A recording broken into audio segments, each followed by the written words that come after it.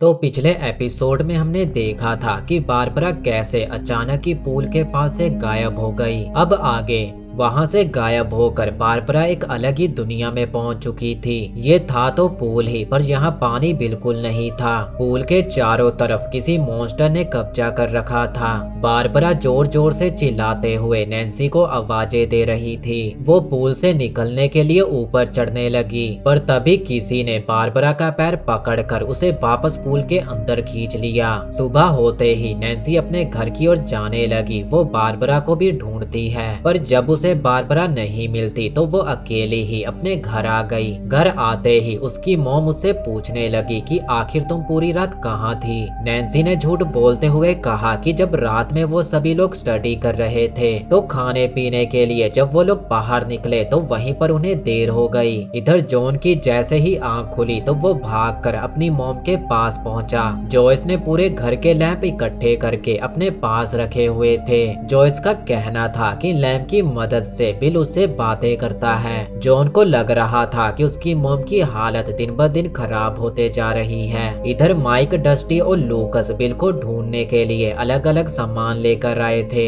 उन्होंने एल से भी पूछा कि आखिर बिल उन्हें कहाँ मिल सकता है, पर एल कुछ भी नहीं बोलती। जाने से पहले माइक ने एल से कहा कि तुम्हें ठीक 3 बजे घर के पीछे आना होगा, हम तुम्हें वहीं मिलेंगे। स्कूल में भी नैन्सी को बारबरा कहीं भी नहीं दिखती। उसने स्टीव से भी पूछा कि क्या तुमने बारबरा को कहीं देखा है, पर स्टीव ने कहा कि नहीं, मैंने तो उसे नहीं देखा। क्लास के अंदर भी उसे बारबरा नहीं दिखती। इधर होपर उसी साइंस लैब में इन्वेस्टिगेशन करने जा रहा था, क्योंकि उस पाइप का दूसरा सिरा इसी लैब से जुड़ा हुआ था। होपर अपने 2 साथियों को लेकर उस लैब के अंदर जाने वाला था, पर वहां के गार्ड ने उन्हें रोक लिया। वो होपर को अंदर नहीं जाने दे रहा था। उसका कहना था कि आपको पहले परमिशन लेकर आनी पड़ेगी, पर होपर उसे कहता है कि देखो, ये एक छोटे बच्चे की बात है। मुझे पता है कि वो अंदर नहीं मिलेगा, पर देखो, ये हमारा काम है तो हमें अंदर जाकर देखना ही पड़ेगा।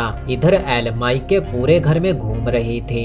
जब उसने टीवी ऑन किया तो टीवी में कोक के कैन की एड आ रही थी। उस कैन को देखते ही एल को कुछ याद आने लगा। उसे एक एक्सपेरिमेंट लैब में रखा हुआ था। उसके सर में काफी सारे वायर कनेक्ट किए हुए थे ताकि उसकी फ्रीक्वेंसी चेक कर सके कि जब वो अपनी पावर यूज करती है तो उसकी फ्रीक्वेंसी कितनी होती है। एल के पास ऐसी पावर थी कि वो अपनी पावर से किसी भी चीज को पूरी तरह से क्रश कर सकती थी। उसने अपनी पावर से एक कैन को पूरी तरह से क्रश कर दिया, पर तभी उसके नाक से खून भी निकल रहा था। इधर जॉयस अपने पूरे घर में लाइट लगा रही थी, पर लाइट कम पड़ने की वजह से वो और लाइट लेने के लिए उसी शॉप में पहुंच गई। उसने बहुत सारी लाइट खरीद ली ताकि वो पूरे घर को लाइट से कवर कर सके। इधर होपर उस लैब के मैनेजर से पूछताछ कर रहा था कि आखिर आप यहाँ पर किस तरह के एक्सपेरिमेंट करते हैं, ये जगह कब से है और क्या आपने किसी बच्चे को यहाँ पर देखा था। अगर यहाँ पर कैमरे हैं तो हमें उन्हें चेक करना होगा। होपर को सीसीटीवी फोटोज दिखाई गई, पर उनमें कोई भी बच्चा नहीं था। उस पाइप से ना तो कोई बच्चा भागा था और ना ही कोई अंदर आया था। वहाँ से बाहर निकलने के बाद होपर अपने साथियों को कहने लगा कि क्या तुम लोगों ने एक बात नोटिस की, जिस रात बिल गायब हुआ उस रात तेज बारिश हो रही थी और उसके बाद 1-2 दिन तक लगातार बारिश हुई थी, पर इन लोगों ने हमें जो वीडियो दिखाई उसमें बारिश का नामो निशान नहीं था। यानी कि इन लोगों ने हमसे झूठ बोला और यहाँ पर कोई तो ऐसी चीज है जो हमसे छुपाई जा रही है। इधर एल घूमते घूमते नैन्सी के कमरे में पहुंच चुकी थी, जहाँ पर काफी सारी फोटोज में एल को बारबरा की भी फोटो दिखाई दी। बारबरा की फोटो देखते ही एल उसे बड़ी ही ध्यान से देखने लगी, यानी कि एल ने बारबरा को भी देखा था। इधर स्कूल में नैन्सी स्टीव और उसके दोस्तों के साथ बैठी हुई थी। हालांकि नैन्सी को स्टीव के दोस्त बिल्कुल भी पसंद नहीं थे, पर स्टीव के साथ होने के कारण उसे इन लोगों के साथ बैठना पड़ा। ये लोग हर समय किसी न किसी का मजाक उड़ाते रहते। इधर ये तीनों अपने स्कूल से भागने ही वाले थे, तभी इन्हें अपने सीनियर मिल गए जो इन तीनों को बुली करने लगे। इधर जॉन स्कूल के उस कमरे में था जहाँ वो कैमरे की रील को प्रिंट कर सकता था। यहाँ पर वो उन्हीं फोटोज को प्रिंट कर रहा था जो उसने स्टीव के घर पर खींची थी। स्टीव की एक फ्रेंड ने जॉन को ऐसा करते हुए देख लिया। नैन्सी ने बारबरा की मॉम को कॉल किया कि क्या बारबरा कल रात घर पहुंच चुकी थी, पर बारबरा की मॉम ने कहा कि वो तो तुम्हारे साथ थी। नैन्सी उनसे झूठ कह देती है कि हाँ वो यहीं कहीं आसपास है, मैं बस उससे बात करना भूल गई। इधर स्टीव और उसके दोस्तों ने जॉन को जाते हुए पकड़ लिया। तभी नैन्सी भी वहां आ पहुंची और वो सभी से पूछने लगी कि आखिर यहाँ पर चल क्या रहा है। जॉन के बैग के अंदर से स्टीव ने सारी फोटोज निकाल ली। वो सभी जॉन को काफी बुरा भला बोलने लगे कि तुम हमारी ऐसे फोटोज नहीं ले सकते। स्टीव ने सारी फोटोज को फाड़ दिया और साथ ही जॉन का कैमरा भी तोड़ दिया। नैन्सी उस टाइम बस बारबरा की फोटो उठाकर वहां से भाग गई। इधर जॉयस ने अपने पूरे घर को लाइट से कवर कर दिया। तभी माइक की मॉम अपनी छोटी बेटी के साथ जॉयस से मिलने आ पहुंची। माइक की मॉम जॉयस का हाल चाल पूछने आई थी। माइक की मॉम जॉयस से दूसरी बातें करने लगी ताकि उसका ध्यान भटक सके। तभी माइक की छोटी बहन ने लाइट्स को ब्लिंक करते हुए देखा और वो लाइट्स का पीछा करने लगी। लाइट्स का पीछा करते हुए वो बिल के कमरे में जा पहुंची जहां पर काफी सारे लैंप थे और वो सभी एक साथ ब्लिंक कर रहे थे। तभी उस कमरे की दीवार आगे की ओर बढ़ने लगी। जैसा कि पहले जॉयस ने भी देखा था, दीवार के अंदर कोई मॉन्स्टर था जो बाहर निकलने की कोशिश कर रहा था। तभी जॉयस और माइक की मॉम का ध्यान गया कि बच्ची वहां पर नहीं है। ये दोनों भागकर बिल के रूम में गए जहां बच्ची को इन्होंने उठा लिया। जॉयस माइक की मॉम को वापस अपने घर जाने को कहने लगी। इधर होपर चीजों को जानने की कोशिश कर रहा था। ये समय 1983 का था जिस समय इंटरनेट जैसी कोई भी चीज नहीं थी। इसी कारण इन्हें लाइब्रेरी जाना पड़ा। होपर उस साइंस लैब के बारे में और भी जानना चाहता था। होपर को पता चला कि साइंस लैब में पहले भी और भी घपले हो चुके हैं।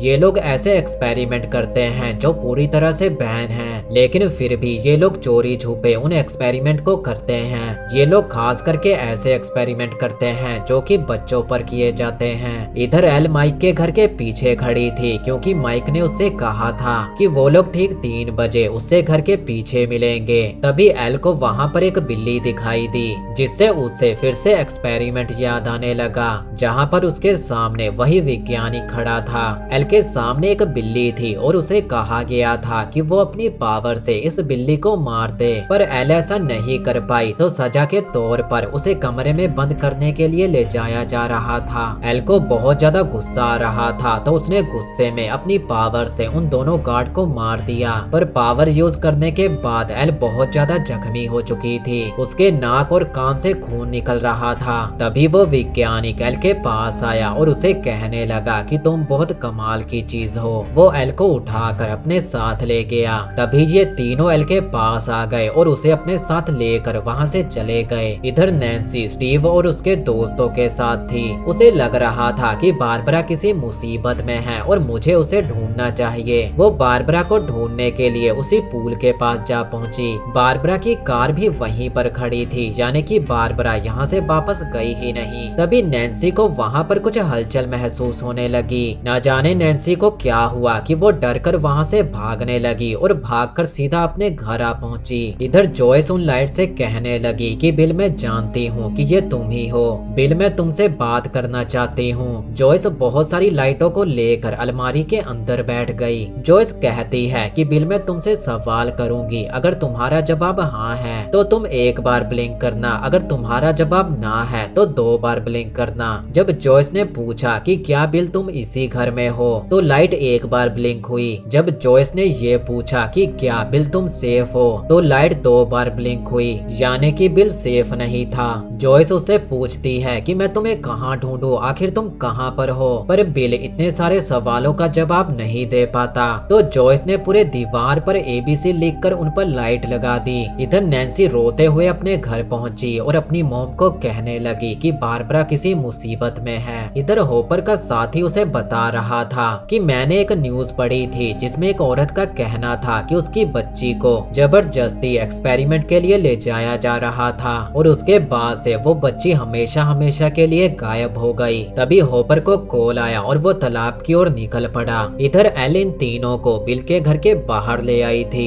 डस्टी और लूकस एल पर चिल्लाने लगे कि ये लड़की पागल है, ये बिल का घर है और बिल अपने ही घर में कैसे हो सकता है। तभी वहाँ से पुलिस की गाड़ियाँ गुजरती हैं और ये लोग भी उनका पीछा करने लगे। इधर जॉयस वापस से बिल से पूछती है कि आखिर तुम कहाँ पर हो। तो लाइट एक एक अल्फाबेट पर ब्लिंक करती है जो कि मिलकर राइट हेयर बनाती है, यानी कि बिल था तो इसी घर में। तो जॉयस कहती है कि मुझे कुछ समझ नहीं आ रहा, आखिर मैं क्या करूं। अब लाइट ब्लिंक होकर रन बनाती है, यानी कि बिल जॉयस को भागने को कह रहा था। तभी दीवार फाड़ कर वहाँ से एक मॉन्स्टर बाहर निकल आया। इधर हॉपर तालाब के पास पहुँच चुका था क्योंकि उसे न्यूज मिली थी कि तालाब के अंदर किसी की डेड बॉडी पड़ी है। हॉपर मना रहा था कि ये बॉडी बस बिल की ना हो, क्योंकि अगर ये बॉडी बिल की हुई तो वो जॉयस को क्या जवाब देगा। माइक, डस्टी और लूकस भी ये सब देख रहे थे, पर जब बॉडी पास आई तो सभी को यकीन हो गया कि ये बॉडी बिल की है। माइक को यकीन ही नहीं हो रहा था कि आखिर बिल के साथ ऐसा कैसे हो सकता है। वो सभी को छोड़कर अकेला ही घर की ओर निकल गया। इधर जॉयस भागते हुए जॉन के पास पहुंच चुकी थी। घर पहुंचते ही माइक अपनी मोम के गले लगकर रोने लगा, क्योंकि उसे लग रहा था कि उसका दोस्त बिल अब नहीं रहा।